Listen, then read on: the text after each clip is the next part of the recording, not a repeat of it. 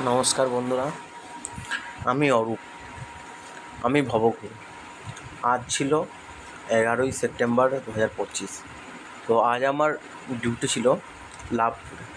তো সকাল সকাল বাড়ি থেকে বেরিয়ে পড়েছিলাম ডিউটি যাওয়ার উদ্দেশ্যে। এটা রাস্তায় যাচ্ছিলাম। তো এটা হলো ফুল্লরা মন্দিরের মায়ের ঘাট। এই যে দেখতে পাচ্ছ, মায়ের ঘাটের এদিক থেকে মায়ের দুটো শিব মন্দির আছে। এই যে আমি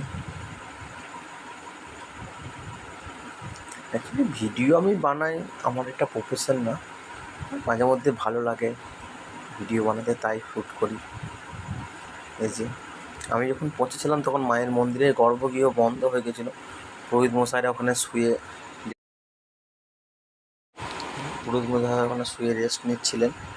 এটা হলো মা ফুল্লরা দেবীর মন্দির।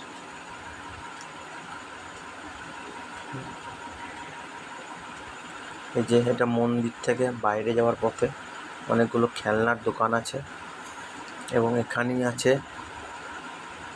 ভক্ত সন্ন্যাসীদের একটা ছোট্ট কুঠির, যেখানে ভক্তরা দুপুরবেলায় ভক্তরা এখানেই খাওয়া দাওয়া করে।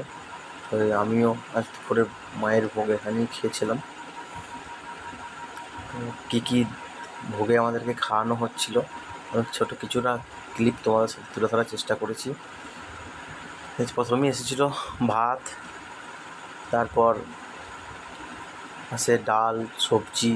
অ্যাকচুয়ালি আরও একটা সবজি ছিল, তো আমি সেটা খাইনি বলে আর নেওয়া হয়নি। এই যে সকলে দর্শন করো মা ফুল্লরা দেবীর ওই মা। ওই দুপুরের পর যখন আমার মন্দির খুলেছিল তখন আমি ভিডিওটা শ্যুট করেছিলাম। মা ফুল্লরা দেবী।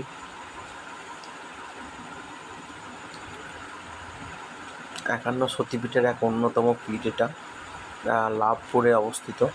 লাভপুর ঢোকার পথে ওখানে মা ফুল্লরা দেবীর বড় তোরণ আছে, ওদিকে দেখলেই বুঝতে পারবেন আপনারা মা ফুল্লরা দেবীর মন্দির।